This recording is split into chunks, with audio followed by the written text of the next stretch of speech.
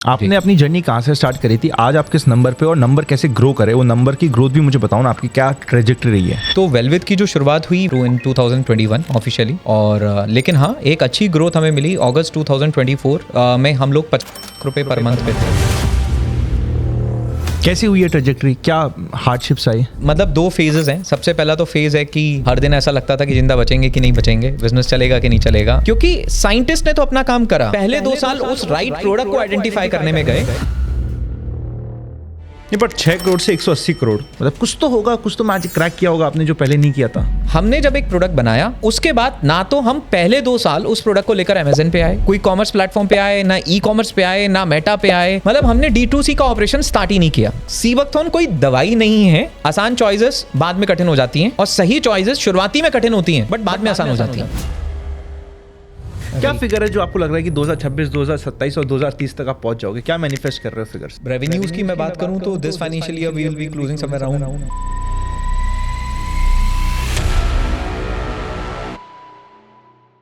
अगर कोई आज के दिन आपको नहीं जानता, वो पहली बार ये पॉडकास्ट देख रहा है, तो सबसे पहले कौन हो आप और उसको ये पॉडकास्ट क्यों सुनना चाहिए, क्या वैल्यू मिलेगी उसको इस कंप्लीट कॉन्वर्जेशन से? तो मेरा नाम उदित चावला है और I am a passionate for sea buckthorn, और सीबकथॉर्न ही हमारी दुनिया है। और इसको आइडेंटिफाई करना, इसको पहचानना, इसकी सप्लाई चेन बिल्ड करना, इसे वैल्यू एडेड चीज़ों को बनाना और कंज्यूमर तक उसको पहुंचाना, जिससे कि लोगों को उनकी हेल्थ में जो बेनिफिट सीबकथॉर्न के माध्यम से मिल सकता है, इस ऑब्जेक्टिव को अचीव करना ही हमारा एक ऑब्जेक्टिव है। और जो भी इसको सुनने वाला है, जो भी इस पॉडकास्ट को सुनने वाला है, तो 2 एस्पेक्ट्स हैं। अगर कोई एक हेल्थ के पर्सपेक्टिव से सुन रहा है तो उनको कुछ ऐसी चीज़ें, एक ऐसी बेरी, एक ऐसे पौधे के बारे में जानने को मिलेगा जहाँ से वो अपने हेल्थ गोल्स को और बेटर तरीके से अचीव कर सकते हैं। और अगर वो लाइफ में कुछ हेल्थ डिसऑर्डर ऑलरेडी चल रहे हैं या किसी चीज़ की कमी है तो उसमें बहुत इंपॉर्टेंट रोल प्ले कर सकता है। और अगर कोई इसको बिजनेस एस्पेक्ट से सुनने वाला है तो उसमें भी कई सारी लर्निंग्स भी आ सकती हैं और मैं बोलूँगा अपॉर्चुनिटीज़ भी आ सकती हैं। बिजनेस वाली बात से स्टार्ट करते हैं। आपने अपनी जर्नी कहाँ से स्टार्ट करी थी, आज आप किस नंबर पे और नंबर कैसे ग्रो करे, वो नंबर की ग्रोथ भी मुझे बताओ ना, आपकी क्या ट्रेजेक्टरी रही है। राइट। तो वेलविथ की जो शुरुआत हुई, बैक टू इन 2021 ऑफिशियली। 2019 और 20 में हम लोग बैकएंड पे सप्लाई चेन बिल्ड करने का काम कर रहे थे। 2021 में ब्रांड की स्टार्ट हुई। तो पहले 2 साल तो बड़े हम्बल थे, राइट। 2-3 साल क्योंकि प्रोडक्ट मार्केट फिट आइडेंटिफाई करने में गए।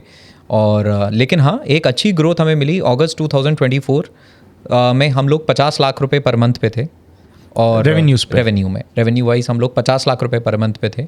और अगर मैं जून 2026 की बात करूँ तो हम लोग 15 करोड़ रुपए पर मंथ पे थे वहाँ। तो ये जर्नी 2 साल की काफ़ी इंटरेस्टिंग रही है। बट मैं ये बोलूँगा कि ये जो 15 करोड़ पर मंथ की बात कर रहा हूँ, पर मंथ की मैं बात कर रहा हूँ।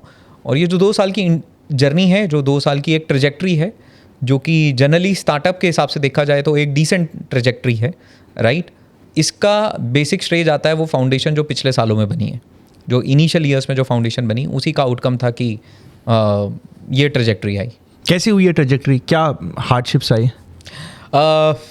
मतलब 2 फेजेस हैं। सबसे पहला तो फेज़ है कि जब तक हम 50 लाख रुपए पर मंथ पे थे तब तक, तो वो तो मैं बोलूँगा कि एक सर्वाइवल फेज़ था। हर दिन ऐसा लगता था कि जिंदा बचेंगे कि नहीं बचेंगे, बिज़नेस चलेगा कि नहीं चलेगा, राइट। अगला महीना आएगा कि नहीं आएगा, बिज़नेस सर्वाइव कर पाएगा कि नहीं कर पाएगा। बिकॉज जिस कॉमोडिटी पे हमने काम किया वो कॉमोडिटी बहुत ही रेयर कॉमोडिटी है। उसकी ज़ीरो अवेयरनेस थी। मतलब आज से कुछ साल पहले उसको कोई जानता भी नहीं था, उसकी कोई पहचान भी नहीं थी, एकदम ज़ीरो एजुकेशन थी। इवन दो वो एक मिरेकल प्लांट है, ऊपर वाले ने, नेचर ने भर भर के उसके अंदर बहुत न्यूट्रिशन डाला हुआ है, ये बात तो फैक्ट है। लेकिन जब तक किसी चीज़ की इन्फॉर्मेशन अवेयरनेस ही नहीं होगी तो उसका बेनिफिट नहीं हो सकता है। अच्छी चीज़ें भी दफन रहती हैं अगर कोई उनको चमकाए नहीं और उनको उनकी इन्फॉर्मेशन। मार्केटिंग बहुत ज़रूरी हो गई है ऑफ लेटली, पता होना चाहिए, लोगों तक इन्फॉर्मेशन नहीं पहुँचती तो सब आप कुछ भी कर लो। करेक्ट। वो देखिए किसी भी चीज़ को अकम्प्लिश करने के लिए पूरी एक सप्लाई चेन नीडेड है और जिसमें से हर एक सेगमेंट का अपना रोल है। जैसे मैं बात करता हूँ, साइंटिफिक कम्युनिटी का अपना रोल है। अगर कोई वेलनेस साइड पे है कि उस पर रिसर्च करना, उस पर डेवलपमेंट करना, आइडेंटिफाई करना कि उसके क्या प्रॉज हैं, क्या कॉन्स हैं, क्या बेनिफिट्स हैं, क्या नेगेटिव्स हैं। लेकिन आज भी मैं कई सारी ऐसी रिसर्चेस को जानता हूँ जो किसी ना किसी इंस्टीट्यूट की किसी ना किसी फाइल में दफन है, राइट। मतलब वो प्रोडक्ट्स, वो फॉर्मुलेशंस, वो पेटेंट्स बने बट वो कहीं ना कहीं उन इंस्टीट्यूट या R&D लैब में ही रह गए, वो कभी कमर्शलाइज ही नहीं हो पाए। कॉन्स्पिरेसी थ्योरी बता रहे हो यार। हाँ, तो मैं तो, क्योंकि आज कई सारे इंस्टीट्यूट्स में हम जाते हैं, अभी बहुत सारे पेटेंट्स का टीओटी भी हम कर रहे हैं, हम ट्रांसफर ऑफ टेक्नोलॉजी भी कर रहे हैं।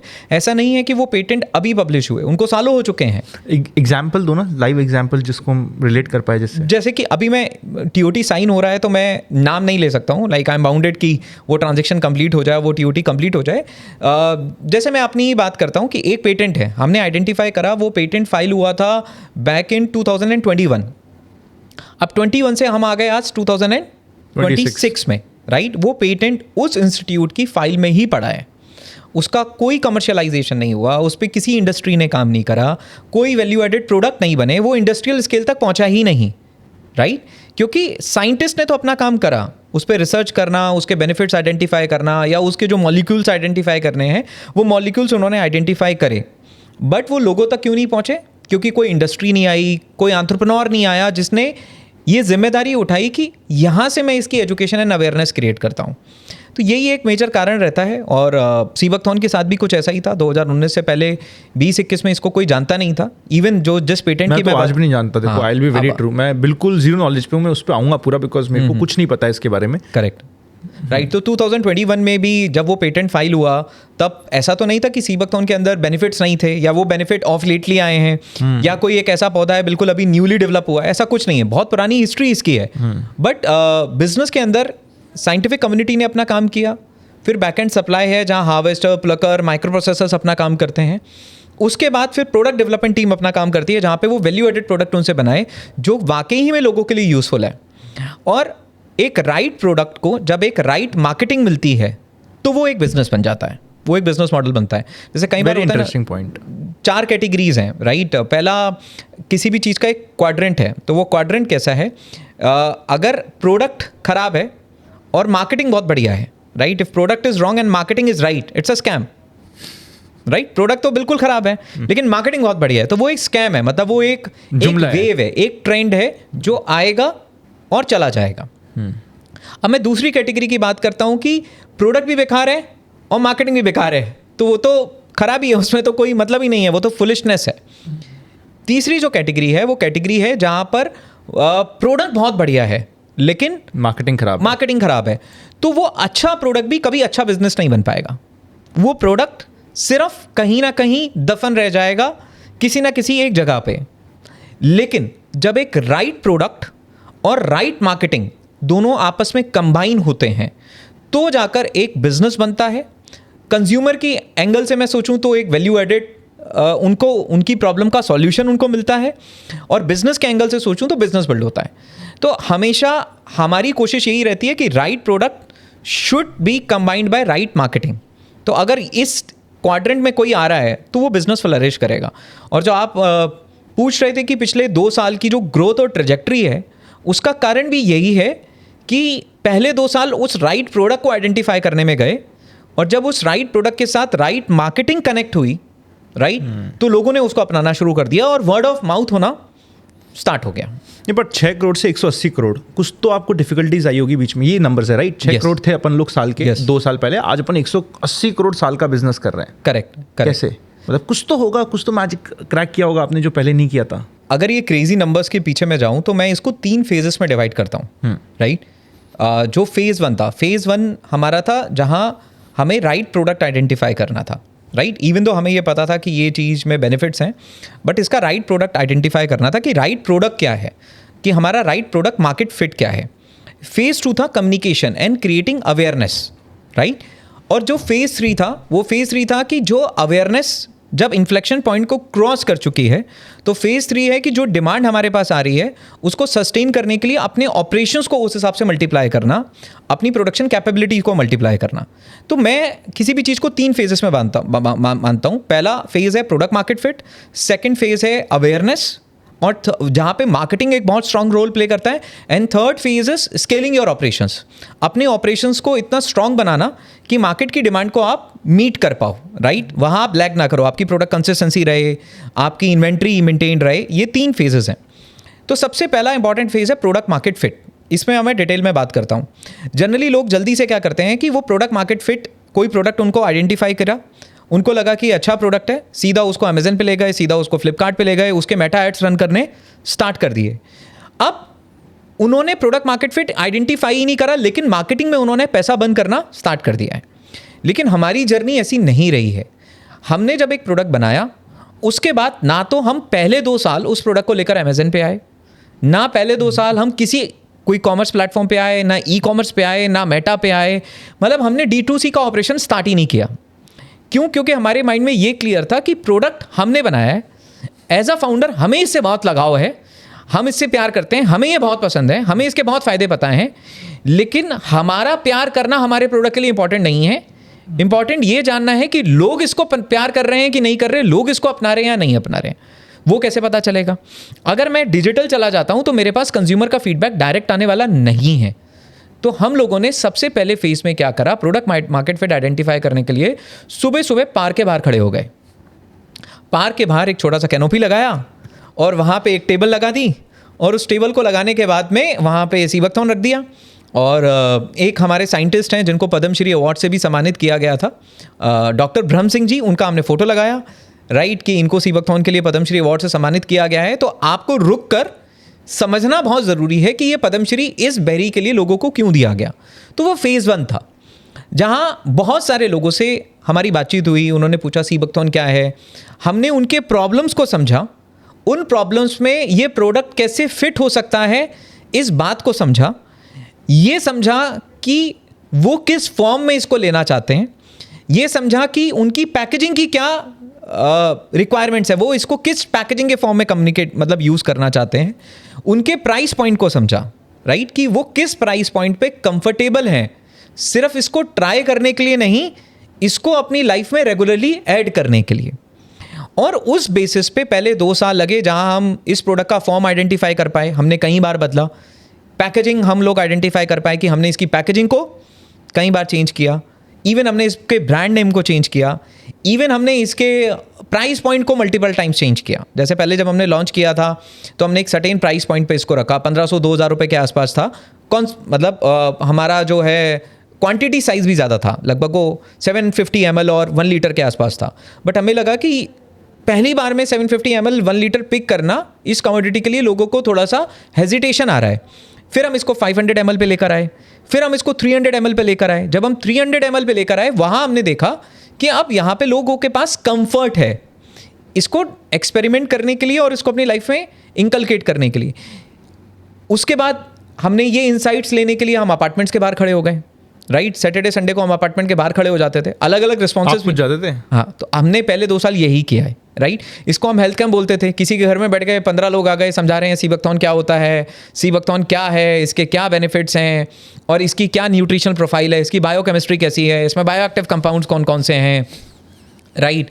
फिर कई लोग बोलते थे मेरी ये बीमारी ठीक कर देगा, फिर हम उनको समझाते थे कि ये तो पूछा, ये बीमारी ठीक कर देगा, आपने भी यही पूछा। जनरली हम लोग जो है ना सीधा ये ढूंढते हैं, हम लोगों की जो इक्वेशन होती है वो ये होती है कि लाइफ में सब कुछ मेडिसिन एंड डिसीज का कॉन्सेप्ट है।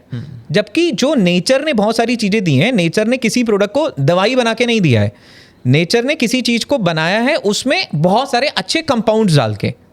वो कंपाउंड्स और बायोएक्टिव जब हमारी बॉडी में जाते हैं तो वो कुछ ऐसा करते हैं कि कई सारी डिसीज़ जो चल रही होती हैं उनसे रिवर्सल होना शुरू हो जाता है या सॉल्यूशन मिलना शुरू हो जाता है, राइट। तो सीबकथॉर्न कोई दवाई नहीं है, एक्चुअली में ये फ्रूट है जिसके अंदर बहुत सारे अच्छे अच्छे बायोएक्टिव कंपाउंड्स हैं जो बाकी किसी फ्रूट के कंपैरिजन में बहुत ज़्यादा मात्रा में है। फॉर एग्जाम्पल विटामिन सी की बात कर लेते हैं। इसमें विटामिन सी का अमाउंट बहुत अच्छी मात्रा में मिलता है। ऑरेंज से कंपेयर करो, ऑरेंज से अगर आप कंपेयर करेंगे तो 20 गुना ज़्यादा है। ऑरेंज में 56 नहीं यार, हाँ 56 mg मैक्सिमम ऑरेंज में सीबकथॉर्न जाता है, वो विटामिन सी जाता है। सीबकथॉर्न में वो 3909 mg तक जाता है। मैं फ्रूट टू फ्रूट कंपेयर कर रहा हूँ। Over the period of processing हो सकता है न्यूट्रिशन लॉसेस होते ही होते हैं, मैं फ्रूट टू फ्रूट कंपेरिजन कर रहा हूँ। उसके बाद विटामिन ए इसमें कैरेट से 3 गुना ज़्यादा है। विटामिन ई इसमें एवोकाडो से लगभग 5 गुना ज़्यादा है। ओमेगा 7 जो सबसे रेयरेस्ट ओमेगा, एक हेल्दी फैट है, राइट, जो कोलेस्ट्रॉल को बैलेंस करने में बहुत अच्छा काम करता है, लिपिड्स प्रोफाइल को बैलेंस करने में बहुत अच्छा काम करता है। हाईएस्ट अमाउंट ऑफ ओमेगा 7 अगर किसी भी पौधे में मिलता है तो वो सीबकथॉर्न है। क्या बात कर रहे हो, मेरे तो highest amount of omega 7, highest amount of omega 7, ये बहुत अच्छा हेल्दी फैट है। भाई ये तो मेरे लिए एक्चुअली इंटरेस्टिंग हो रहा है ये, अदर देन दी पॉडकास्टिंग। मेरे को बड़ा मजा आ रहा है ये सब। नहीं, आप जब तक हमारा कॉन्वर्सेशन एंड होगा तो मैंने जैसे पॉडकास्ट के स्टार्टिंग में भी कहा था कि people will use it in their life, मतलब एक अच्छा इंटीग्रेशन होगा। और क्या है विटामिन इसमें? इसके अंदर vitamin C, vitamin E, vitamin A, omega 7, अब मैं आ जाता हूँ ओमेगा 3। ओमेगा 3 जो सब में डेफिशिएंसी है इंडिया में, वेजिटेरियंस में तो है ही है। हाँ, मतलब जनरली ओमेगा को कंज्यूम करने के लिए लोग सैल्मन फिश की तरफ जाते हैं, नॉन वेज सोर्सेज की तरफ जाते हैं। जनरली लोग फिश ऑयल कैप्सूल्स लेते हैं फॉर ओमेगा 3। वो ओमेगा 3 इसके अंदर अवेलेबल है, और ओमेगा 3 और 6 एक प्रॉपर रेशो में है, राइट? 3 और 6 प्रॉपर एक रेशो में है। और सबसे इंपॉर्टेंट है पॉलीफिनॉल्स। तो पॉलीफिनॉल्स एक ऐसा कंपाउंड है जो किसी भी फ्रूट के अंदर होता है। मतलब आप ये समझिए, पॉलीफिनॉल्स वो हैं जो पौधे ने अपने लिए बनाए। जब कोई भी पौधा को खुद से जिंदा रहना है तो वो अपने सेल्फ डिफेंस के लिए कुछ कंपाउंड्स अपने अंदर बनाता है, वो उसके सेल्फ डिफेंस कंपाउंड्स हैं, राइट? एनवायरमेंटल स्ट्रेस से लड़ने के लिए, पैथोजन से लड़ने के लिए और बीमारियों से लड़ने के लिए उसने अपने अंदर कई कंपाउंड्स बनाए हैं जिनको पॉलीफिनॉल्स बोलते हैं। जो पौधा जितनी कठिन जलवायु में उगेगा, जितनी कठिन क्लाइमेटिक कंडीशन में उगेगा, उसमें पॉलीफिनॉल्स की क्वांटिटी उतनी ज्यादा हो जाएगी, क्योंकि उसने अपने सेल्फ डिफेंस के लिए उतने ज्यादा कंपाउंड्स बनाए। Make sense. अब ये पॉलीफिनॉल जब हम कंज्यूम करते हैं थ्रू प्लांट, जिनको हम एक्टिव्स भी बोलते हैं, ये हमारी बॉडी में एंटीऑक्सीडेंट का रोल प्ले करते हैं। तो अभी रिसेंटली हमने टीपीसी वैल्यू टेस्ट कराया, टोटल फिनोलिक कंटेंट, मतलब सीबकथॉर्न में फिनोलिक कंपाउंड्स कितने हैं कंपेयर टू अदर फ्रूट्स। तो जब हमने एप्पल की टीपीसी वैल्यू निकाली तो वो आई समवेयर अराउंड 20 के आसपास। जब हमने सीबकथॉर्न की टीपीसी वैल्यू निकाली वो आई लगभग 390 के आसपास। 15x ज़्यादा पॉलीफिनॉल्स हैं इसमें एप्पल के कंपैरिजन में।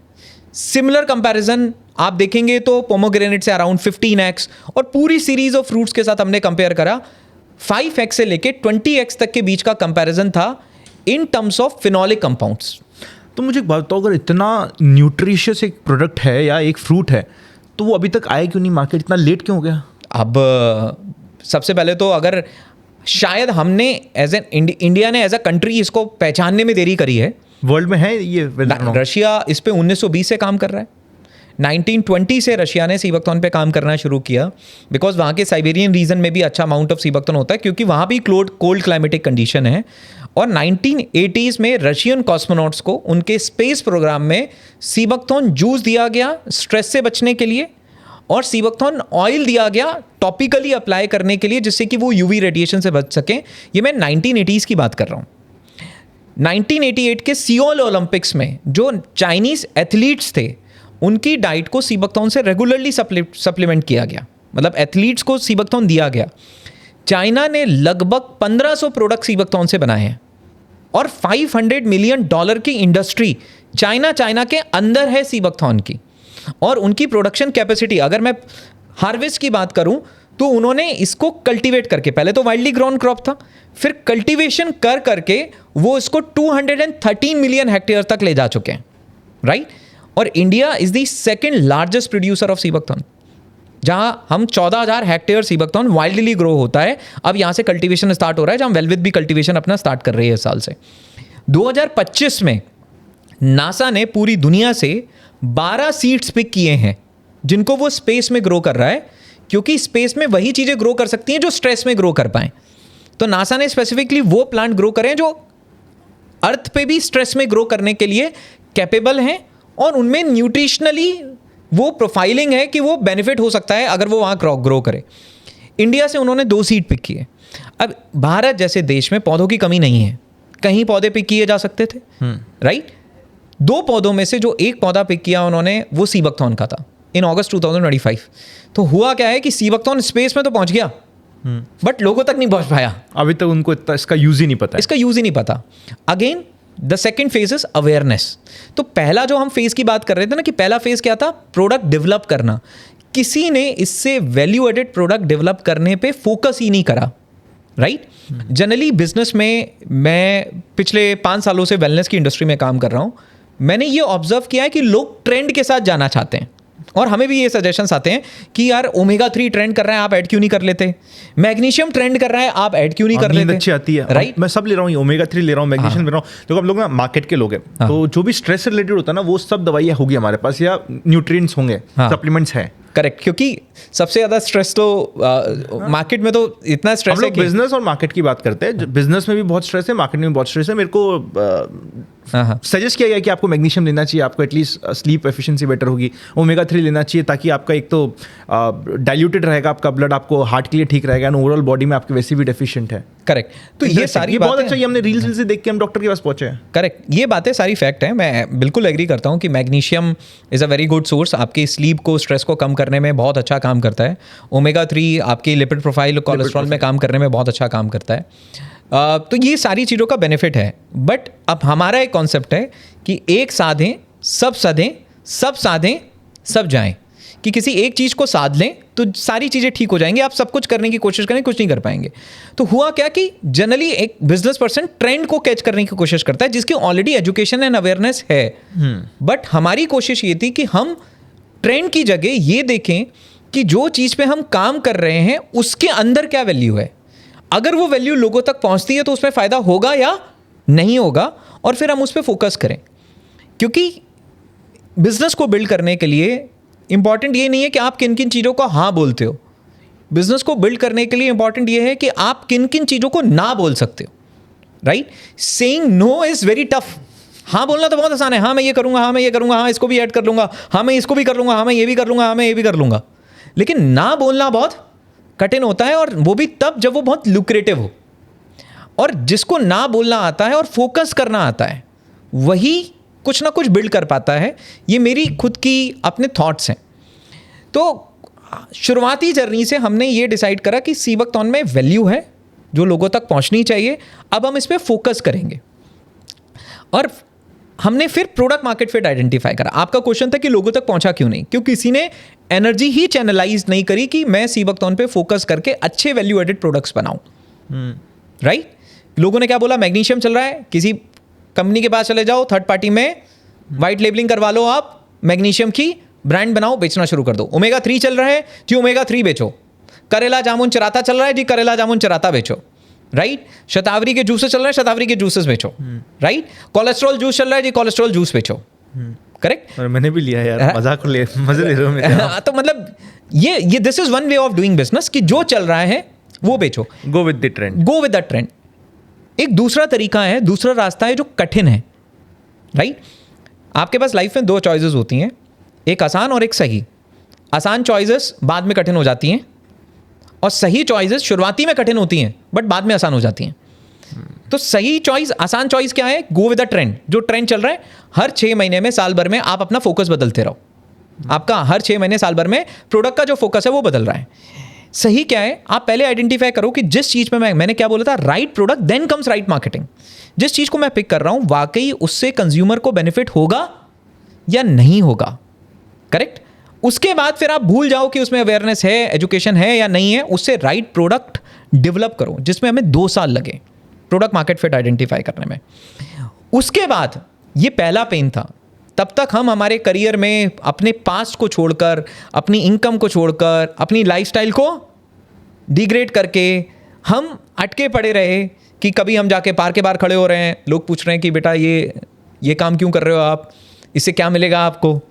राइट, क्योंकि तो ये इसमें आने से पहले आप क्या कर रहे थे, व्हाट वाज योर वर्क? इससे आने से पहले हम लोग एडटेक के स्पेस में थे, और वहाँ पे एडटेक के स्पेस में हम बहुत सारे एजुकेशनल कोर्स होते हैं। राइट, उनके मार्केटिंग में थे। तो बाइजू और इन सारी जो टीम्स हैं, इनकी जो टीम थी वो कई बार हमारे ट्रेन करे हुई लोग थे जो वहाँ गए और उन्होंने उसको you were running very good. मतलब हम लोग, मैं ये नहीं बोलूँगा ज़्यादा, हाँ बस 25-30 लाख रुपए महीने का कर रहे थे। अब ये अमाउंट अच्छा है बेकार ये मुझे नहीं पता, मतलब बैक वो 25-30 लाख रुपए हम लोग अर्न कर रहे थे। में प्रॉफिट्स में कर रहे थे, 30 लाख रुपए महीना, 25-30 लाख रुपए घर लेके जा रहे थे। राइट, अकेले? हाँ, एज एन इंडिविजुअल। तो 25-30 लाख रुपए घर। ये 2019-20-21 की बात है, 18-19 की बात है, 19-20 की बात है। राइट, इतना घर लेके जा रहे थे, और इसको शुरू करने के लिए उसको जीरो वाले हो यार। इंटरेस्टिंग। फिर इतने आपको लगा नहीं कि यार इतना बड़ा रिस्क ले रहा हूँ मैं, क्योंकि 25 लाख रुपए महीना तो बहुत बड़ा फिगर होता है। करेक्ट, साल का आप 3 करोड़ रुपए घर पे लेके जा रहे हो, और अब आप कह रहे हो कि मैं जीरो से स्टार्ट कर रहा हूँ, और पहले 2 साल तक आपने शायद 6 करोड़ भी नहीं बेचा माल साल का, और उसमें तो पैट होगा, पैट कितना 50-60 लाख रुपए मैक्सिमम निकलेगा। लॉस में थे आप तो, और अपनी फंडिंग भी नहीं उठाई थी। हाँ, फंडिंग भी नहीं उठाई थी, कोई अब उठा रहे हो। हाँ, मतलब फिर हमने पहला जो राउंड किया है वो 2025 में किया, बट तब तक हम ऑलरेडी प्रॉफिटेबल थे और स्टेब्लिश हो चुके थे। तो एक चीज़ बताओ, एक थोड़ा डिफरेंट क्वेश्चन पूछता हूँ। अगर मेरी एक अच्छी स्टेबल जॉब चल रही है और मेरे लाइफ में पैशन कुछ और है, चाहे वो मार्केट में काम करने का हो, ट्रेडिंग करने का हो, बिजनेस स्टार्ट करने का हो, स्टार्टअप स्टार्ट करने का हो, क्या डिसाइडिंग फैक्टर होता है कि हाँ यार मैं मेरी स्टेबल जॉब छोड़ के एक कोई बिजनेस की तरफ जा सकता हूँ या मैं मेरे पैशन की तरफ जा सकता हूँ? ये कैसे डिसाइड होगा? अगर आपके पास 3 साल का रनवे है अपनी पर्सनल लाइफ के लिए, आपके पास अपनी पर्सनल लाइफ के लिए 3 साल का रनवे होना चाहिए। उसके बाद तो फिर आपका करेज है और आपको पता होना चाहिए कि 3 साल बाद अगर मैं नहीं कर पाया तो मैं वापस से स्टार्ट कर सकता हूँ अपने करियर को स्क्रैच से। रिस्क लेना पड़ेगा, रिस्क तो लेना पड़ेगा, बट एक मैं बोलूँगा कैलकुलेटेड रिस्क।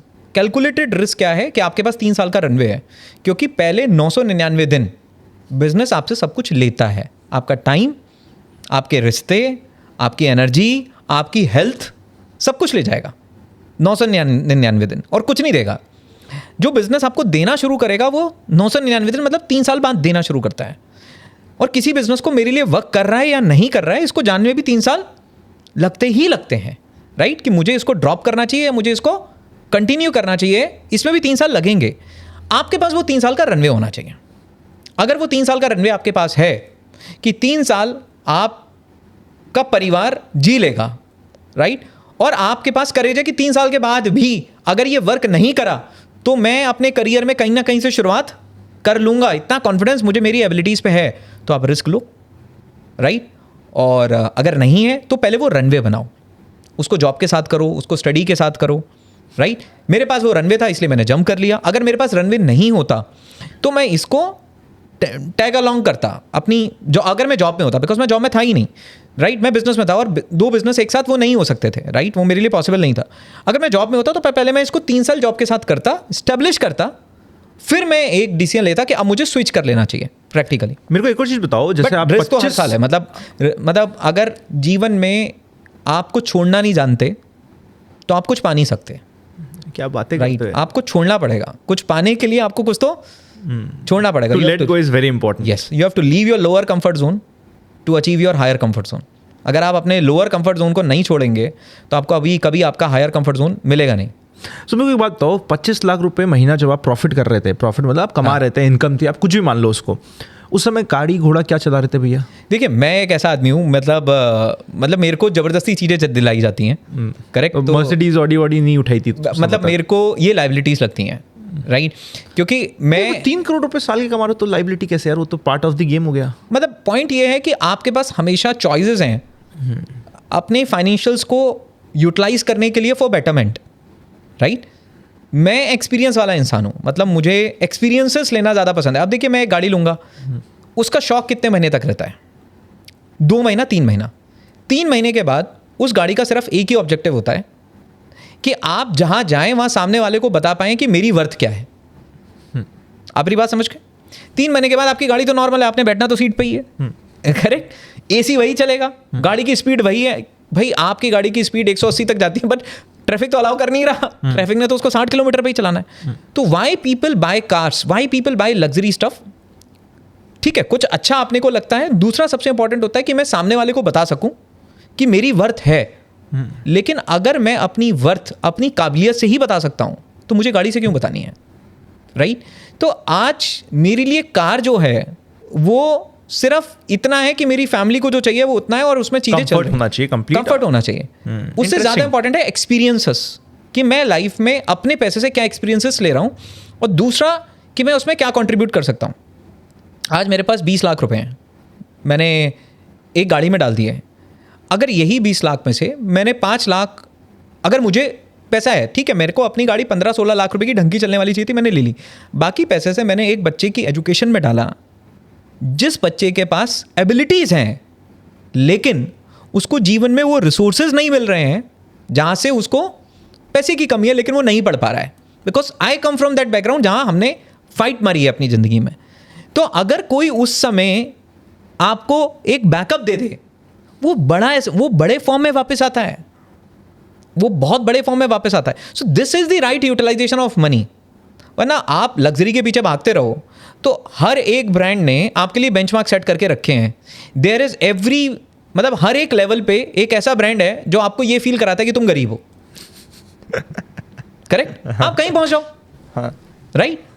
आप राडो पहनना शुरू कर दो तो ओमेगा आपको फील करा देगा भाई तुम गरीब हो। भाई देखो 15 लाख रुपए की घड़ी है, तुम गरीब आदमी हो, तुम 1.5 लाख की पहन रहे हो, ये 15 लाख रुपए की घड़ी है, तुम गरीब हो, चलो काम करो। फिर रोलेक्स आ जाएगी, फिर रोलेक्स आ जाएगी। एक फिर AP आ ब्रांड जाएगी। आपको गरीब फील करवा के आपसे काम करवाए, उससे बढ़िया you should have better purpose कि आज मैं 2 लोगों की लाइफ में कंट्रीब्यूट कर पाया हूं, अब मैं 10 लोगों की लाइफ में कैसे कंट्रीब्यूट कर सकता हूं, राइट? क्योंकि इंडिया में कई बच्चे ऐसे हैं जिनमें टैलेंट है, एबिलिटीज है। हैं। फंड कर रहे हो कुछ बच्चों को? मैंने किया है पास्ट में, राइट? पास्ट में किया है, और जैसे जैसे इंडिविजुअल स्केल पे मेरी कैपेबिलिटीज बढ़ती जाएंगी वो मैं काम करता जाऊंगा, and this is what I believe. यार मैं आपकी इस बात से ना पूरा सहमत हूँ। हम लोग पिछले 7 साल से हम लोग का एक ग्रुप है कोटा में, हम लोग के 15-20 दोस्तों का एक क्लोज ग्रुप है। व्हाट वी डू इज कि हर साल, अभी तक मैंने कभी इसको किसी पॉडकास्ट में भी नहीं बताया क्योंकि मैंने कभी डिस्कस ही नहीं किया इसके बारे में, because you connect with the education part. हमने क्या कर रहे हैं, हर साल एक गवर्नमेंट स्कूल उठाते हैं, उस गवर्नमेंट स्कूल में जाके, वो अंडर प्रिविलेज स्कूल होता है, वहाँ पे बच्चे पढ़ नहीं पा रहे, उनके पास छत नहीं है, हम लोग क्लासरूम्स बना के देते हैं, टॉयलेट्स ब्लॉक बना के देते हैं। ऐसे करते करते हम 7 क्लासरूम को डेवलप कर चुके हैं। हाँ, अब इस साल हम 8वां क्लासरूम डेवलप करेंगे। और आप बताइए कि क्रेजी सेटिस्फैक्शन है जब आप उसके बाद बाहर निकलते हो, क्या फील आता होगा आपको? क्या क्रेज, क्या प्राउड फीलिंग आती होगी? आप एक कार में आप कितने दिन चलाओगे? 2 महीने बाद आपको कार बोर हो जाता है, आपको आप साफ करवाने भी नहीं लेके जाओगे। इसमें पता है एक वो चीज होती है, ह्यूमन सेटिस्फैक्शन का एक ग्राफ बनता था, मैस्लोज थ्योरी। मैस्लोज थ्योरी है कि सबसे पहले मैस्लोज थ्योरी में एक इंसान जो काम करता है, सबसे पहले वो काम करता है अपनी नीड्स और नेसेसिटी के लिए, रोटी कपड़ा मकान। जिस दिन उसकी नीड्स नेसेसिटी पूरी हो जाती हैं, वो सिक्योरिटी के लिए काम करता है कि भाई मेरी फैमिली सिक्योर हो जाए, कोई मेडिकल इमरजेंसी आ गई तो क्या होगा, मेरे बच्चों का एजुकेशन आगे कहीं डिस्टर्ब ना हो जाए, आज मैं अच्छे अर्निंग पे हूँ, कल को नहीं रहूँ तो सिक्योरिटी। सिक्योरिटी के बाद आते हैं ड्रीम्स, राइट? अब ये ड्रीम्स हमें चूज करने हैं कि मेरे क्या हैं, राइट? ड्रीम्स में किसी का ड्रीम बहुत सारी गाड़ियाँ खरीदना हो सकता है, बहुत सारे घर खरीदना हो सकता है, किसी का ड्रीम बहुत सारा घूमना हो सकता है। लेकिन ड्रीम के बाद जो नेक्स्ट चीज़ आती है वो अल्टीमेट चीज़ है, वो है आपका सोशल कंट्रीब्यूशन। और सोशल कंट्रीब्यूशन के ऊपर आता है सेल्फ एक्चुअलाइजेशन, मैं जिसको सेटिस्फैक्शन बोलूँगा। इन लास्ट 2 में जब आप पहुँच के काम करते हो ना, राइट, वो आपका अलग फेज होता है, जहाँ काम आपके लिए स्ट्रेस नहीं, जहाँ काम आपके लिए सिर्फ एक मॉनिटरी पर्पस लेके नहीं आता, जहाँ काम आपके लिए एक बहुत बड़ा पर्पस लेकर आता है, राइट? और जब आप मतलब अगर एक इंसान को सुबह उठकर एनर्जेटिक फील करना है, भाई आज मेरे को कुछ करना है, तो उसके पास एक स्ट्रॉन्ग पर्पस होना चाहिए, राइट? अदरवाइज वही मंडे किसी के लिए बटन है और वही मंडे किसी के पास सुबह 6 बजे उठ के कि नहीं भाई मेरे को तो निकलना है, मेरे को तो इसको अचीव करना है, वो पर्पस है। तो for a person like me, देखिए एज एन एंटरप्रेन्योर आपको अपनी वेल्थ को तो अचीव करना ही है, बट यूटिलाइजेशन ऑफ वेल्थ जो है वो मेरे according it should be for the betterment of others.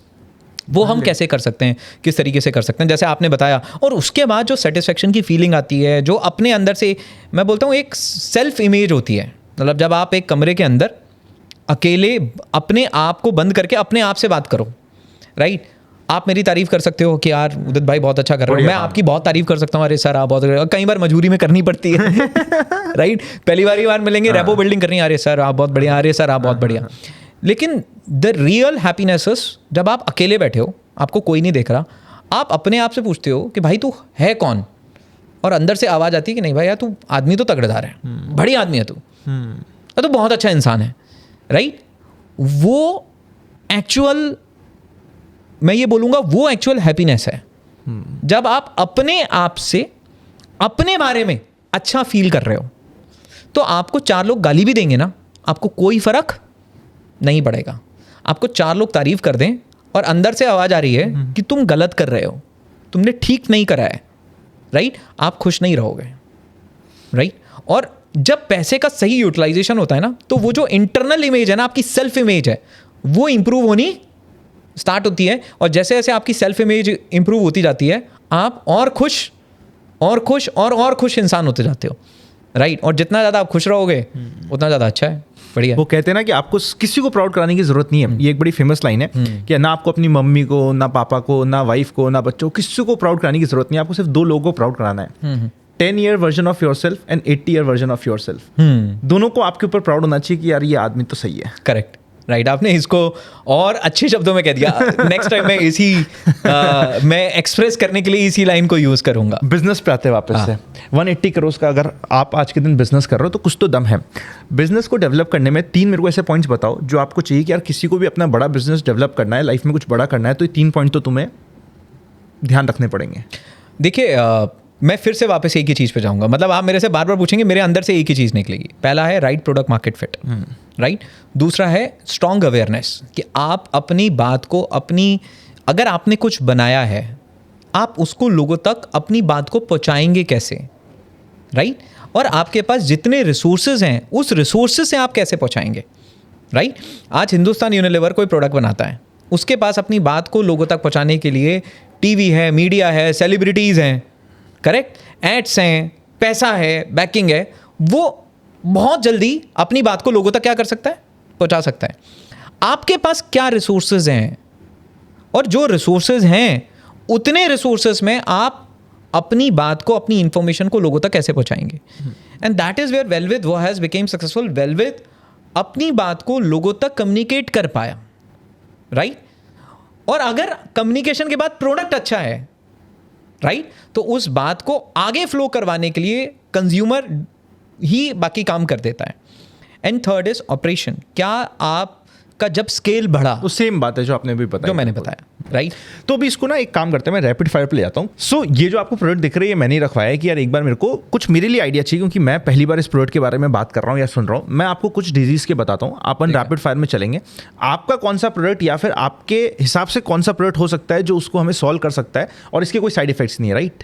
Correct. हाँ, ऐसे कोई प्रूवन साइड इफेक्ट्स कुछ भी नहीं है. हाँ, कुछ चीज़ें हैं जो मैं आपको बताऊंगा. कुछ केसेस हैं जहाँ पे हमें इसको नहीं लेना चाहिए, वो मैं आपको इन्फॉर्म करेंगे. तो मैं मेरी सीधे रैपिड फायर में आपको दिक्कतें बताता हूँ, आप मुझे उसके सॉल्यूशंस बताना. करेक्ट. आप चाहिए तो उन प्रोडक्ट को भी उठा सकते हो ताकि हमें रेजोनेट भी कर सके कि हम किस चीज़ की बात कर रहे हैं. करेक्ट. अगर मेरे को बहुत ज़्यादा स्ट्रेस हो रहा है, चाहे वो मेरे काम की वजह से हो, चाहे वो मेरी लाइफ की वजह से हो, चाहे वो मेरे रिलेशनशिप की वजह से हो, स्ट्रेस के लिए क्या करूँ? सबसे पहले सीबकथॉर्न लीफ टी बहुत हेल्पफुल है, क्योंकि इसकी लीफ में अडेप्टोजेनिक प्रॉपर्टीज़ हैं. अडेप्टोजेनिक मतलब स्ट्रेस को कम करने की ताकत इसकी लीफ के अंदर है, राइट. तो इसकी पत्तियों की, सीबकथॉर्न की पत्तियाँ आती हैं, उनकी आप अच्छे से चाय बनाइए. अच्छे एंटीऑक्सीडेंट्स हैं, जो ग्रीन टी में अच्छे एंटीऑक्सीडेंट्स पाए जाते हैं वो सारे इसमें हैं. लेकिन ख़ास बात ये है कि इसमें कैफ़ीन नहीं है जो ग्रीन टी में मिलता है. तो कैफ़ीन फ्री एक ग्रीन टी है. शाम को 4 बजे अगर कोई भी इंसान सीबकथॉर्न लीफ टी को अपने रूटीन में ऐड करता है तो उसको स्ट्रेस से अपने आप को रिलीव करने में बड़ी अच्छी मदद उसको मिल सकती है. तो ये sea buckthorn leaf tea is very good for adaptogenic properties. Stress के लिए लीफ टी बहुत अच्छी चीज़ है. मेरे को अगर कोलेस्ट्रॉल है तो ऑयल कैप्सूल. तो सीबकथॉर्न जो पौधा है, इसकी बेरी है, इसके बेरी के अंदर एक बीज है, उसके बीज से ऑयल निकलता है और इसकी बेरी से भी ऑयल निकलता है. दोनों के ऑयल के कॉम्बिनेशन को फ्रूट ऑयल बोलते हैं, राइट, जिसमें बेरी का भी ऑयल है, जिसमें फ्रूट का भी ऑयल है. इसके अंदर जो available omega 3, omega 6, omega 7, omega 9 है और विटामिन ई है. तो स्पेसिफिकली जो इनकी ओमेगा फैटी एसिड की प्रोफाइल है, ये कोलेस्ट्रॉल में अच्छा काम करती है. मतलब omega fatty acids, healthy fatty acids वैसे ही हमारा अच्छा काम करते हैं, क्योंकि एचडीएल जो है वो उसको बढ़ाने का काम करते हैं, अच्छे कोलेस्ट्रॉल को. एलडीएल को कम करने का काम करते हैं, राइट, और ट्राइग्लिसराइड्स को भी बैलेंस करने का काम करते हैं. तो सीबकथॉर्न ऑयल कैप्सूल्स बहुत अच्छे हैं आपके हार्ट हेल्थ के लिए, कार्डियोवास्कुलर हेल्थ के लिए.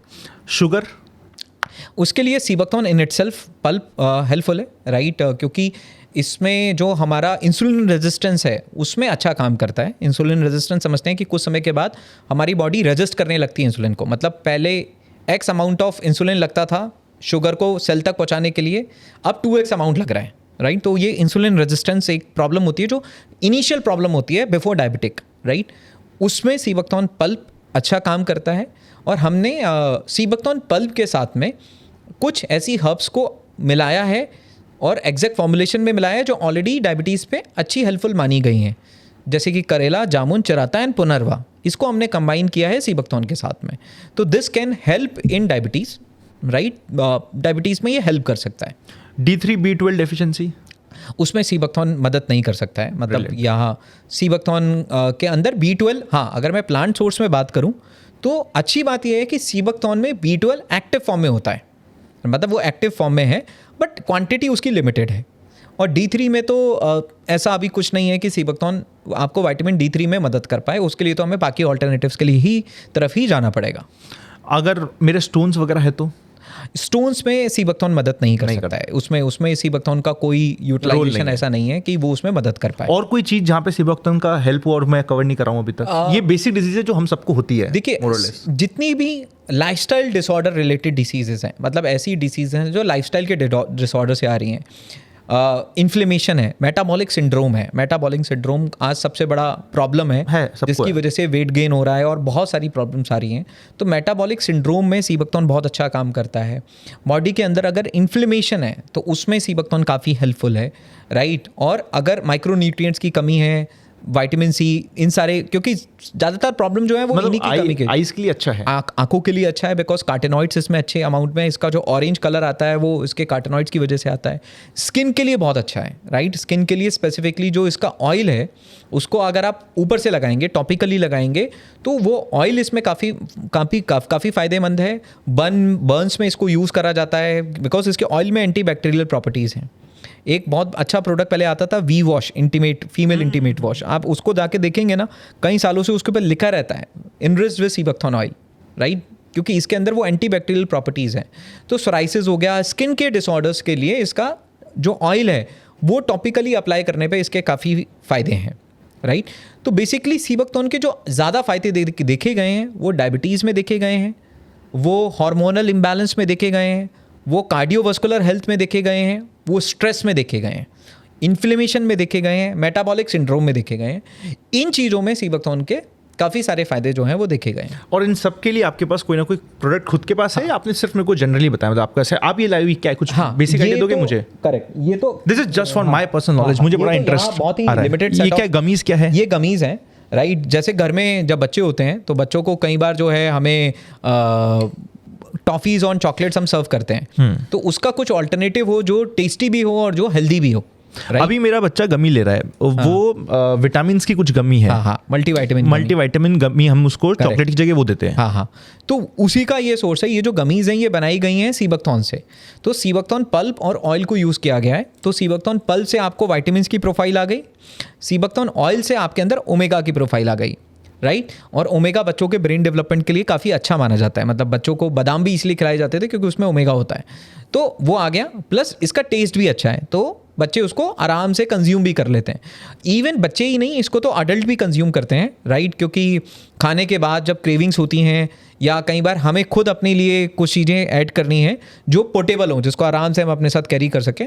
और तो आप ये समझिए कि ये माउथ फ्रेशनर का भी काम कर रहा है, मुखवास का भी काम कर रहा है और साथ में हेल्थ का भी काम कर किड्स इवन अपने लिए, सबके लिए अच्छी है। ये सबके लिए है। एक बार मैं ओपन कर लेता हूँ, आप एक बार ट्राई करके बताइए कि इसका टेस्ट कैसा है। Interesting, right. मैं ले जाऊंगा सर आप। नहीं, ये तो मैं आप ही के लिए लाया हूँ, राइट। ये आप ही के लिए है। और आप अभी ऑर्डर कैसे लेते हो? Just for my information, by the way भाई, ये जो मैं पूछ रहा हूँ मैं सवाल, ये सिर्फ मैं मेरे लिए पूछ रहा हूँ। आपको इंटरेस्ट आ रहा है, आई एम वेरी श्योर आपको आ रहा होगा, बिकॉज थोड़ी डिफरेंट नॉलेज है और जो हमारे काम की नॉलेज है। तो चैनल को सब्सक्राइब करके बेल आइकन क्लिक कर दीजिए, वीडियो को लाइक कर दीजिए। आपके कुछ क्वेश्चन है कमेंट में डालिए, मैं भैया को स्पेशली बोलूँगा उदित भाई की रिप्लाई करो या हमें आंसर्स चाहिए। हाँ भाई, हाँ, ये आप टेस्ट करके मेरे को बताइए इसका कैसा टेस्ट है। ब्रांडिंग तो बहुत सिंपल सोबर रखी है आप। हाँ, मतलब थोड़ा सा हमने ये रिफ्लेक्ट करा है कि इसके सोर्स को रिफ्लेक्ट कर पाएँ, क्योंकि इसका सोर्स जनरली हिमालयन रीजन है और एक क्लीन लेबल चीज़ों को हम लोग चॉकलेट लग रही है। हाँ, राइट। तो इसमें जो आपका पास जो खट्टा सा टेस्ट आ रहा होगा हल्का सा, वो है। और शुगर के ऑल्टरनेटिव में हमने इसमें फॉस यूज़ करा है, फ्रुक्टोऑलीसैकेराइड्स, राइट, जो अगेन एक नो रिफाइंड शुगर है। हाँ, नो रिफाइंड शुगर इसके अंदर हमने है।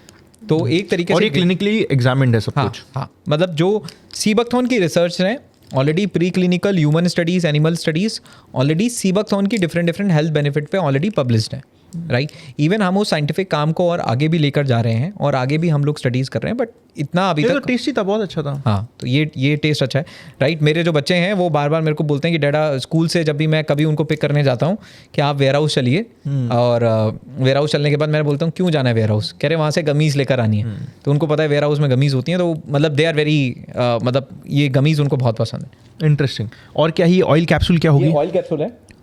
जनरली जो लोग फिश ऑयल कैप्सूल्स लेते हैं उसका मेरे को लेना पड़ता है, बिकॉज बट मैं नहीं लेना चाहता हूँ कि मैं प्योर वेज हूँ, बट फिर भी कुछ नहीं कर सकता, डेफिशिएंसी है, लेना पड़ता है। उस केस में वीगन सोर्स में ये बहुत अच्छा ऑल्टरनेटिव है। इसमें ओमेगा और सेम न्यूट्रिएंट्स होंगे जो ओमेगा 3 की वो कैप्सूल दे पा रही है। यस, और उसमें ओमेगा 7 नहीं है। इसमें सबसे अच्छी बात है ओमेगा 3 और 6 क्वांटिटी वाइज सेम है। हाँ करेक्ट, क्वांटिटी वाइज 500 mg है। और सबसे अच्छी बात है इसमें ओमेगा 7 है। तो ओमेगा 7 एक बहुत ही पावरफुल ओमेगा है जिसके बारे में अभी तक बहुत कम बात की गई है, क्योंकि ये लाइपोकीन होता है। लाइपोकीन मतलब ये एक ऐसा फैट है जो बॉडी में मैसेंजर का भी काम करता है, राइट? मतलब ये इंटरनली ऑर्गन्स के बीच में अच्छा कम्युनिकेशन भी इस्टेब्लिश करता है, इसलिए इसको लाइपोकीन बोला जाता है। तो वेट मैनेजमेंट में ओमेगा 7 काफ़ी फायदेमंद है। स्किन में ओमेगा 7 बहुत फायदेमंद है। ओमेगा 7 को तो ब्यूटी ओमेगा भी बोलते हैं। तो ओमेगा 7 तो एक तरीके से अगर मैंने फिश ऑयल लिया तो मुझे खाली ओमेगा 3 मिला।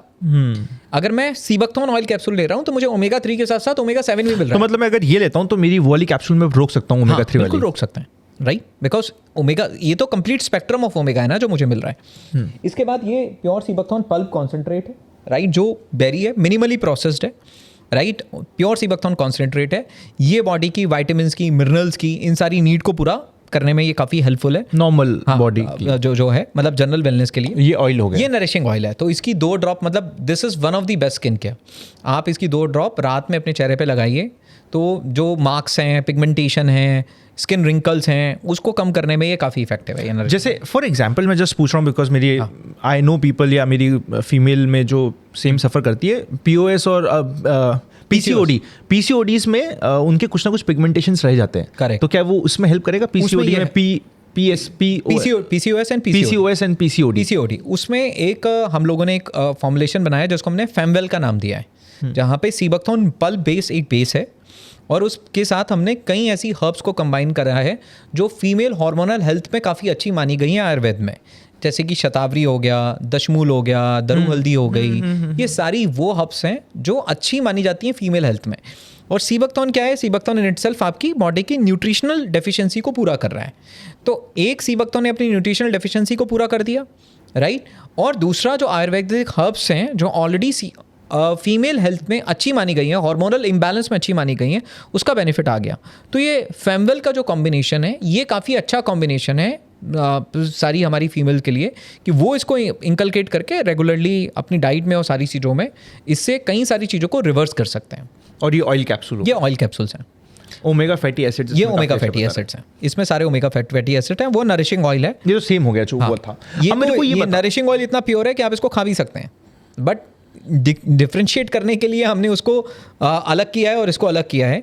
मतलब ये प्योर सीबकथॉर्न ऑयल है, राइट? मतलब इसको कोई इंटरनली भी कंज्यूम कर सकता है। मतलब इतना प्योर कोई पर्सनल केयर इतना हो सकता है। हाँ, सब कुछ लद्दाख से है। अब हमने लद्दाख से और भी आगे हमारी सप्लाई चेन को और भी आगे करा है। हम लोग Himachal, Tibetan region, Siberia region, इन सारी रीजन से भी सोर्स कर रहे हैं। फॉर एग्जाम्पल इसकी सेलिंग प्राइस क्या है? मार्केट में कितने में बिकेगा ये? ये जनरली 799 के आसपास रहता है। 799 के आसपास रहता है। तो इसका ऑयल काफ़ी कॉस्टली होता है, रीज़न बीइंग कि उसकी ईल्ड बहुत कम है। मतलब अगर आप सीड ऑयल की ईल्ड देखेंगे तो 4% की है, और बेरी ऑयल की जो ईल्ड है वो 14% की है। मतलब 14% ही उसमें से ऑयल निकलता है। तो ईल्ड कम है इसलिए कॉस्टली है, बट इसकी जो क्वांटिटी ऑफ यूजेस है वो भी लिमिटेड है। मतलब आपको, मतलब इसकी 2 ड्रॉप्स मोर देन एनफ है। आपने 2 ड्रॉप लगाया, चेहरे पे मसाज किया, that's more than enough. Concentrate आपको 5 से 10 ml लेना है एक गिलास पानी में, राइट? तो लगभग आपके 25 से 30 ग्लासेस बनते हैं। तो 20 से 25 दिन आपका ये बॉटल चल जाता है। गमीज आपको मैक्सिमम 2 लेनी है, ऑयल कैप्सूल आपको मैक्सिमम 2, 1 से भी काम हो जाता है, मैक्सिमम आपको 2 लेने हैं। तो उसके डोजेस भी वैसे ही हैं। अब मुझे बताओ किनको ये नहीं लेना चाहिए, नहीं ले सकता? कोई तो लोग होंगे जिनके लिए ठीक नहीं है। जो ब्लड थिनर ले रहे हैं उनको नहीं लेना चाहिए, क्योंकि एक नेचुरल ब्लड थिनर का काम करता है सीबकथॉर्न। मतलब नेचुरली तो सारे एजेड लोग लेते हैं ब्लड थिनर, तो हाँ, तो उनको अवॉइड करना चाहिए। जो भी ब्लड थिनर पे हैं उनको अवॉइड करना चाहिए, या वो ऑयल ले लें बट पल्प ना लें, करेक्ट? सेकंड, जिनका लो ब्लड प्रेशर है उनको नहीं लेना चाहिए, right? Because low blood pressure में ये ब्लड प्रेशर को और लो करने का काम करता है। और रीसेंट अगर कोई सर्जरी हुई है, बहुत ही रीसेंट, तो उसको थोड़े समय के लिए अवॉइड करना चाहिए, क्योंकि विटामिन सी कंटेंट इसमें काफ़ी अच्छे अमाउंट में है। तो अगर रीसेंट कोई सर्जरी का इशू आ सकता है, तो उसको अवॉइड करना चाहिए, रीसेंट अगर कोई सर्जरी हुई है। सो आई थिंक अगर कोई 60+ है तो उसको एक बार थोड़ा सा सोच के लेना चाहिए। Is it so? मतलब अगर कोई ब्लड थिनर पे है तो वो पल्प को अवॉइड करे, ऑयल कैप्सूल ले सकता है। बट अगर कोई जर्नल है, मतलब अगर उसको ब्लड थिनर वो नहीं ले रहा है तो वो बड़े आराम से इसको अपनी डाइट का पार्ट बना सकता है. मतलब मेरे पेरेंट्स दोनों 60+ हैं और उनकी रेगुलरली डाइट में सीबकथॉर्न जाता है. और हमारी तो स्टोरी भी ऐसी है कि पहले हमने सीबकथॉर्न फैमिली में यूज़ करा था, फिर जब रिजल्ट दिखे तो फिर हम इसके बिजनेस में आए. राइट. तो पहले हम कंज्यूमर थे, फिर एंटरप्रेन्योर. तो मैं कोई बात तो मैं ये क्यों लूँ, मेरे को फ्रूट नहीं मिलता क्या सीबकथॉर्न, कहाँ से मिलेगा ये फ्रूट ही खा लूँ मैं डायरेक्ट? हाँ, तो उसके लिए आपको लद्दाख जाना पड़ेगा. अच्छा, लद्दाख में मिलता है? हाँ, लद्दाख जाना पड़ेगा, वो भी सितंबर और अक्टूबर में. और पेड़ से तोड़ के खाना पड़ेगा, क्योंकि जैसे ये बेरी पेड़ से टूटती है, बहुत छोटी बेरी है. बहुत, इसका साइज बहुत छोटा है. मतलब एक 5 रुपए के सिक्के पे 10-12 बेरी आ जाएंगी. तो इतनी छोटी सी बेरी है. तो इसको अगर आप एक जगह से दूसरी जगह पहुंचाएंगे तो रास्ते में ही पल्प बन जाएगा. करेक्ट. तो उसका लॉजिस्टिकली ट्रांसपोर्टेशन पॉसिबल ही नहीं है. मतलब अगर आप नुब्रा से तोड़ के लाएंगे तो ले आते आते ही खत्म हो जाएगा, वो खत्म हो चुकी होगी, वो पल्प बन चुका होगा. तो आपको उसको प्रोसेस ही करना पड़ेगा किसी ना किसी पल्प या डिफरेंट प्रोडक्ट्स के फॉर्मेट में. मैं ये भी रीज़न मानता हूँ कि शायद इसलिए सीबकथॉर्न लोगों तक पहुँचा भी नहीं कि बाकी फ्रूट्स हैं वो रॉ फॉर्म में पहुँच जाते हैं, फिर उनके वैल्यू एडेड प्रोडक्ट बनते हैं. बट सीबकथॉर्न को रॉ फॉर्मेट में पहुँचाना नेक्स्ट टू इम्पॉसिबल है. अभी हम फ्रीज ड्राइड प्रोसेसिंग का यूज़ कर रहे हैं कि बेरी को फ्रीज कर दिया जाए और फिर हम उसको एक रेफर सप्लाई चेन में ही करके उसको पहुँचाएँ. बट अगेन बेनिफिट तो वैसे भी पल्प में तो लोगों को मिल ही रहे हैं. ब्रिलियंट. कोई ऐसी चीज़ जो अभी तक अपन ने डिस्कस नहीं की और आपको लगता है कि नहीं यार ये डिस्कशन होना चाहिए, may be around business, may be around product, may be around your brand, कोई ऐसी चीज़ जो आपको लग रहा है कि अपन ने कवर नहीं किया है? हाँ, मैं अब आपको एक कहानी बताता हूँ हमारी लद्दाख की. एक्चुअली क्या होता है कि कई बार कोई इंग्रेडिएंट सिर्फ एक बिजनेस नहीं होता, एक इकोनॉमिक ट्रांसफॉर्मेशन भी होता है. राइट. वो किसी एक जगह की इकोनॉमी को पूरी तरीके से बदलने की ताकत रखता है. अब मैं लद्दाख की बात करता हूँ. 2019 में 20 में जब हम लद्दाख गए तो हम एक्सप्लोर कर रहे थे सीबकथॉर्न को, ढूंढ रहे थे कि कैसे है, इसको कहाँ बिल्ड करेंगे, किन रीजन्स में है. तो हम एक जगह पहुँचे, उस जगह का नाम टी मोड है. मतलब वहाँ वो एक टी पॉइंट था, वहाँ से एक रास्ता डिस्किट के लिए जाता है, एक अंदर गांव में जाता है. तो वहीं पर कोने में एक पंचर की दुकान थी. राइट. तो हमने उन भाई साहब से पूछा कि आप सीबकथॉर्न जानते हैं, समझते हैं क्या है. तो उन्होंने पहले तो मना किया कि सीबकथॉर्न नहीं पता है. फिर हमने पूछा कि वो जो सामने पेड़ लगे हुए हैं, काफ़ी सारे झाड़ियाँ हैं, वो किसकी हैं. वो बोले वो सस्ता लुलू है. राइट. तो लोकल में इसको सस्ता लुलू बोला जाता है. तो बातचीत हुई और हमने बोला कि आप हमें दिखा सकते हैं कि सीबकथॉर्न कहाँ है और कितना जंगल है और कितनी अवेलेबिलिटी है. तो वो अपनी बाइक पे लेके गए, हम 3 लोग उनकी बाइक पे गए. फिर उन्होंने बताया कि मेरे पास घर के पीछे ये जगह है, यहाँ पे ऐसे फैक्ट्री स्टैब्लिश हो सकती है, ये चीज़ें हो सकती हैं. ये सारी बात होने लगी. राइट. ये मैं आपको बात बता रहा हूँ 2020 के. 2024 में that person has been awarded by mister Amit Shah ji. Right. आप गाड़ियों की बात कर रहे थे, अब उनके पास अपनी 3 गाड़ियाँ हैं. उनकी पंचर की दुकान बंद हो चुकी है. राइट. 1 महीने के अंदर वो पूरे साल भर का बिजनेस कर लेते हैं. राइट. Bye micro processing. और ये इकोनॉमिक ट्रांसफॉर्मेशन है जो कहाँ आया, लद्दाख के एक गांव में. राइट. अब आप लद्दाख जैसी जगह में आप इंडस्ट्री बहुत ज़्यादा इस्टेब्लिश नहीं कर सकते हैं. राइट. आप वहाँ पे आईटी इस्टेब्लिश नहीं कर सकते क्योंकि लोकेशन ही ऐसा है. तो वहाँ पे टूरिज़्म के बियॉन्ड आप क्या करोगे. राइट.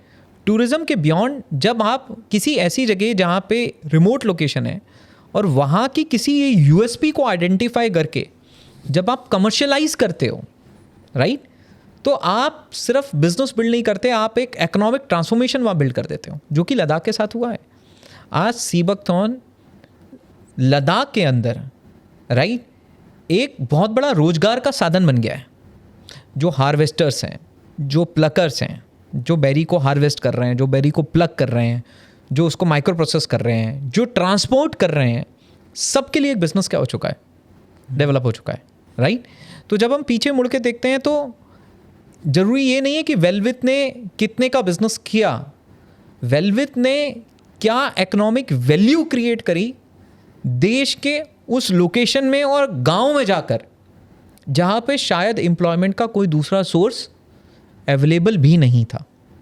राइट. और अभी तो ये शुरुआत हुई है. अब धीरे से जब कल्टीवेशन होगा उन रीजन्स में, तो ये जो इकोनॉमिक ट्रांसफॉर्मेशन है ये और आगे के लेवल पे पहुंचेगा, ये और आगे के स्केल पे पहुंचेगा. इवन जब सीबकथॉर्न के अंदर R&D होगी और रिसर्च एंड डेवलपमेंट होंगे, इससे कई सारे फार्मास्यूटिकल इंग्रेडिएंट भी आइडेंटिफाई होंगे. जैसे चाइना के अंदर एक इंस्टीट्यूट है, उसने 26 फार्मास्यूटिकल इंग्रेडिएंट सीबकथॉर्न से बनाए हैं, राइट? 26 फार्मास्यूटिकल इंग्रेडिएंट जिनका लाइसेंस उनके पास में है। अभी ये काम इंडिया में होना बाकी है।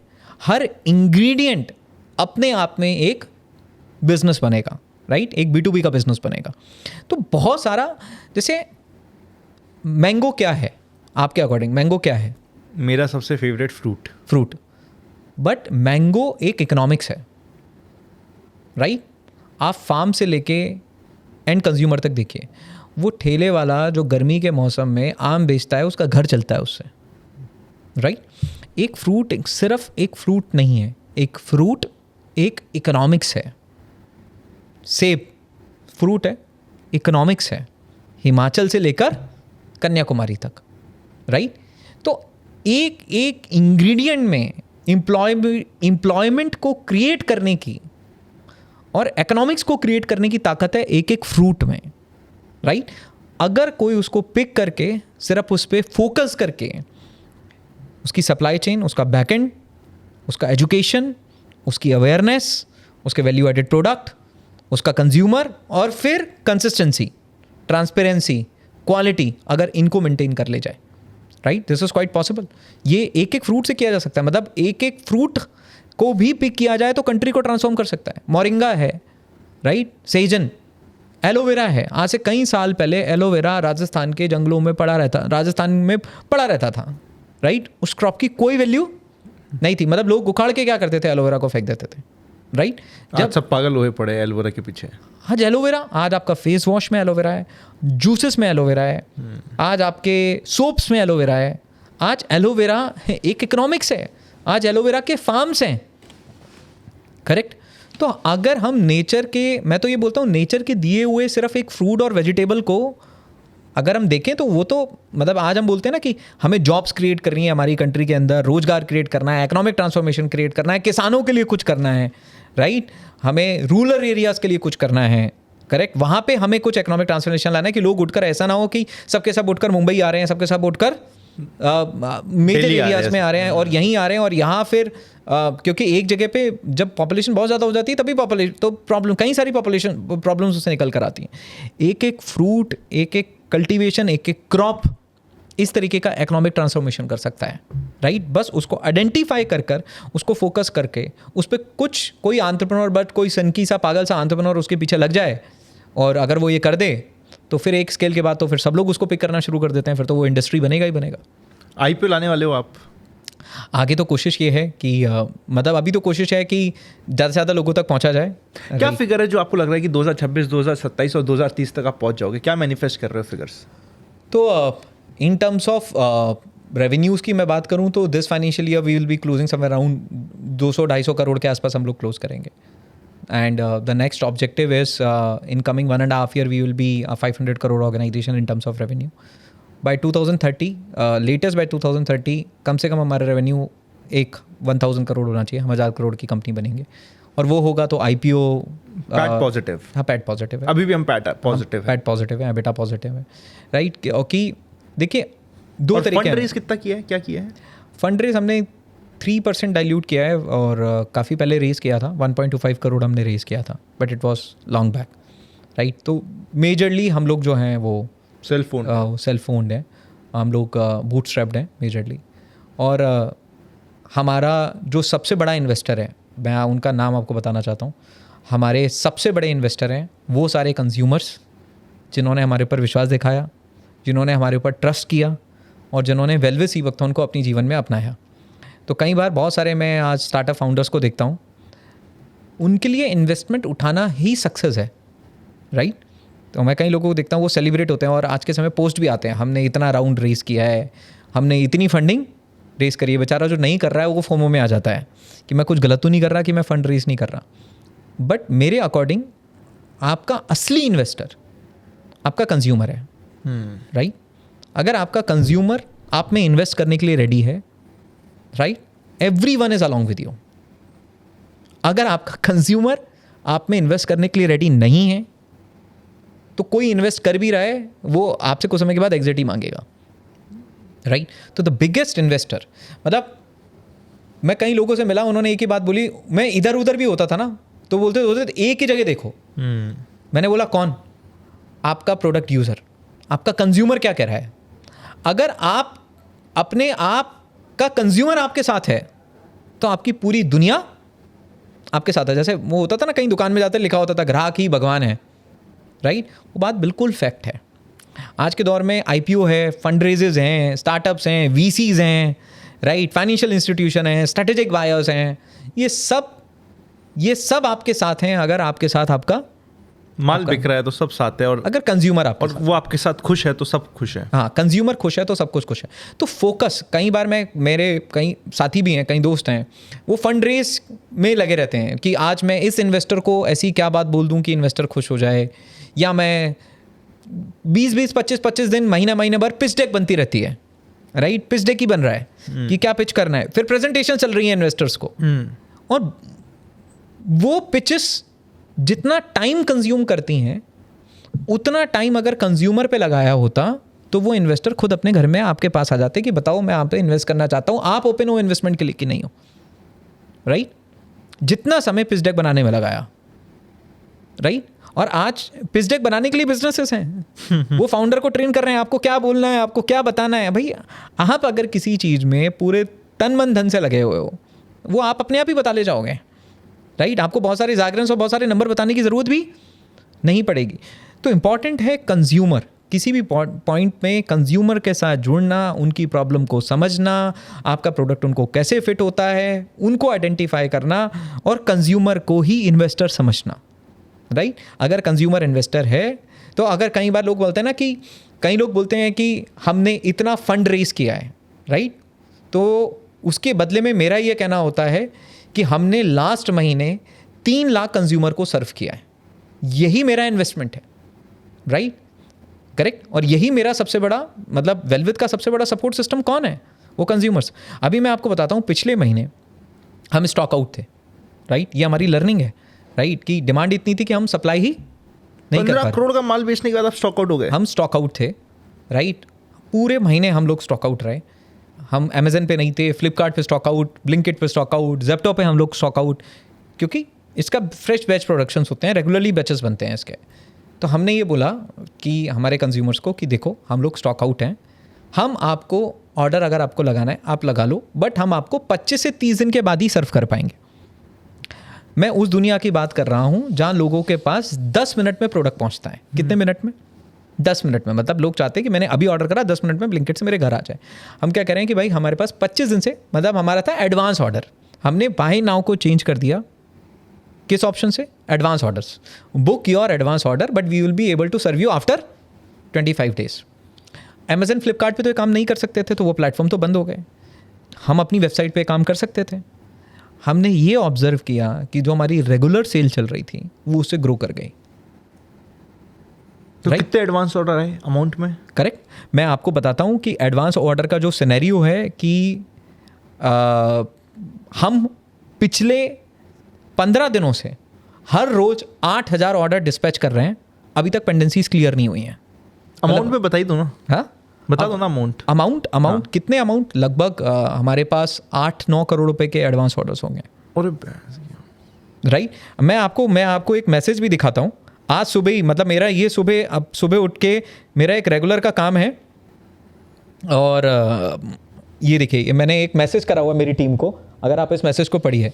New order till 31 July are 6, please make sure they are done today.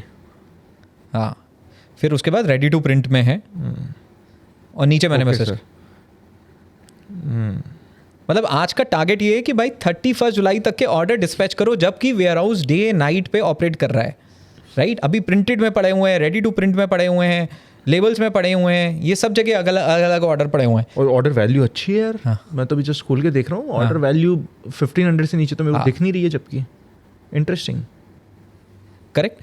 तो ये मैं आपको तब का सिनेरियो बता रहा हूँ जब हम पूरा महीना हम लोग स्टॉक आउट रहे हैं। अभी हो गया स्टॉक इन, अब स्टॉक इन हुआ है, बट पेंडेंसीज क्लियर करने में जा रहा है। तो अभी कई बार अमेजन का फ़ोन आता है, आप हमें 3 लाख यूनिट हमें सर्व कर दो, हम बोलते हैं हम 3 लाख नहीं कर पाएंगे, हम 1 ही लाख कर पाएंगे। मतलब जितना हमारा और मार्केट प्लेसेस का होता है वो यही होता है।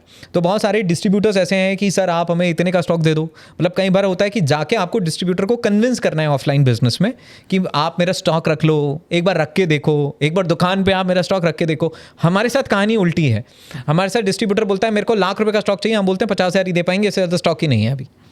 कितने का माल लाए हो अभी यार? मैं ब्लैक में बिजनेस स्टार्ट करता हूँ।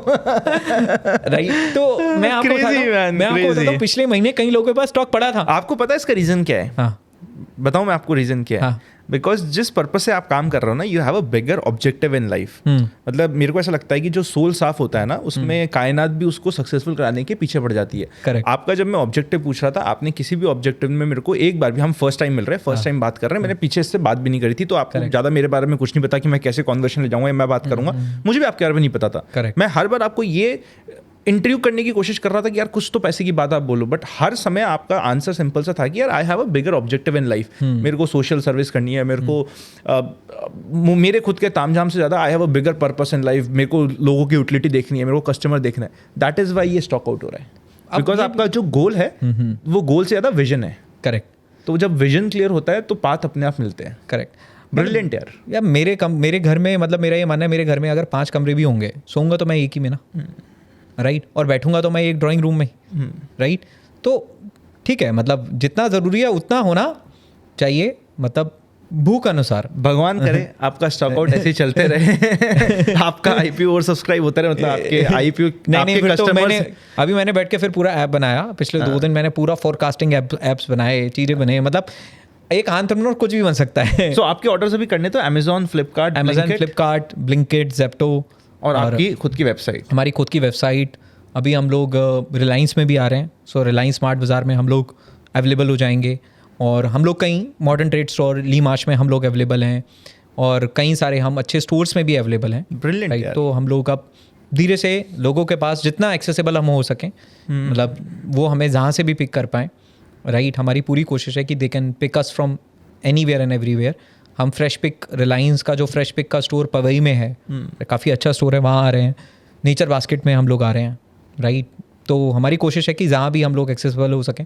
मतलब कई बार क्या है कि सामने से बहुत सारी डिमांड है, बट हमें रोकना पड़ता है कि अभी हम यहाँ जाएंगे कि नहीं जाएंगे, राइट। ब्रिलियंट यार। आई होप जो आपका विजन है वो ऐसे ही मेंटेन रहे। 2030 पे जब आप 1000 करोड़ पे पहुंचो तब भी सेम विजन के साथ काम करो। रैदर आई थिंक उससे एक बड़ा विजन और हो जाना चाहिए। आप एजुकेशन के लिए, बच्चों के लिए काम करते हो, एक अच्छे नंबर के साथ आपकी एक अच्छी फोर्स रेडी हो जाए। एंड आई होप एक ऐसा कोई समय आए। अभी रिसेंटली हम लोग के साथ एक हुआ भी था, एक बड़ा इंटरेस्टिंग इंसिडेंट। मैं चाहता हूँ आपके साथ भी ऐसा हो कि जिस बच्चे की एजुकेशन के लिए आप काम कर रहे हो वो खुद आपका एक इंपॉर्टेंट पोस्ट आपकी कंपनी में जाके ले। So that is my vision for you, and I hope आप ऐसे ही काम करते रहो। Very very very delighted to have this conversation. मज़ा आ गया यार। Correct, this is how we have been builded up. मतलब हमारी नर्चरिंग ही ऐसी हुई है। और वेलविथ एज एन ऑर्गेनाइजेशन सिर्फ अपने रेवेन्यू से नहीं जानी जाएगी। वेलविथ एज एन ऑर्गेनाइजेशन अपने सोशल कॉन्ट्रीब्यूशन से जानी जाएगी। और यही ऑब्जेक्टिव है, यही मकसद है, और यही बनाना है, राइट। यही बनाना है। और सी बख्तौन को पिक भी इसलिए किया था क्योंकि वो जो साइंटिस्ट है डॉक्टर ब्रह्म सिंह जी, 20 साल उन्होंने काम किया इस पे। पद्मश्री अवार्ड से उनको सम्मानित किया गया, लेकिन कौन जानता था उन्हें? उनको वो आइडेंटिटी ही नहीं मिल पाई जो उनको मिलनी चाहिए थी। आज मैं कहीं भी किसी भी पॉडकास्ट पे जाता हूँ, इवन आज अब हमारा जो कैनोपी और डिस्ट्रीब्यूशन होता है वहाँ पर भी हम आपको कोई फाउंडर नहीं दिखेगा, आपको ब्रह्म सिंह जी दिखेंगे, right. So the people who are real stakeholders, जिसको पहचान चाहिए पहचान, जिसको ग्रोथ चाहिए ग्रोथ, ऊपर वाला मौका सबको थोड़ी ना देता है, हमें दिया है। अगर हम कुछ ऐसा बना सकते हैं तो वही वेलविथ की क्रिएशन है। तो कई बार लोग मेरे से जैसे रेवेन्यूज़ पूछते हैं, ग्रोथ पूछते हैं, तो मैं बहुत इंटरनली मोटिवेटेड नहीं होता हूँ, क्योंकि ऑब्जेक्टिव बनाने का कुछ और है, राइट। मतलब कुछ और बिल्ड करना है, कुछ और बनाना है। खैर आज की बात इतनी है, बट थॉट्स जो है ना दिमाग में वो ये चलते हैं कि ये कुछ बिल्ड करना है। मैंने आपकी इमोशनल पॉइंट को टच कर दिया यार। आपने बहुत सूदिंग क्लोजिंग दी इस कंप्लीट कॉन्वर्सेशन को। आप सभी को मैं ये बोलता हूँ, स्टडी करिए इसके बारे में, जानिए। अगर आपने भैया को अभी तक फॉलो नहीं किया होगा, स्पेशली मैं इनके सारे लिंक्स आपको डिस्क्रिप्शन में दूंगा, आप जाके इनको फॉलो कीजिए। इनकी आपको कॉन्वर्सेशंस मिलेगी, इनकी आपको बातें मिलेगी। इनके बारे में आप जानना चाहते हो तो उसके सारे लिंक्स आपको डिस्क्रिप्शन में मिल जाएंगे। प्रोडक्ट के रिलेटेड जानना चाहते हो तो मैं भी कुछ लिंक्स वगैरह कुछ आप मुझे प्रोवाइड करिएगा, वो मैं डिस्क्रिप्शन में प्रोवाइड करूँगा। कॉन्वर्सेशन कैसा लगा आप मुझे कमेंट में बता सकते हो। नए हो चैनल को सब्सक्राइब कर दो, बेल आइकन क्लिक कर देना, लाइक कर दीजिएगा, आपके लाइक से हमें मोटिवेशन मिलता है। And we will see you very soon. ऐसी ही कॉन्वर्सेशन मिलती रहेगी। काफ़ी हेल्थ और वेल्थ का एक कॉम्बिनेशन वाली कॉन्वर्सेशन थी जिसमें मुझे बहुत मजा आया। आई एम वेरी श्योर आपको भी आया होगा। Thank you sir, thank you so much for coming and thank you so much for discussing. और आपका इमोशनल वाले पार्ट अच्छा लगा, जो क्लोजिंग में आपने दिया, थोड़ा सा इमोशनल हो गए अपनी टीम को लेके। इंटरेस्टिंग। Right, correct.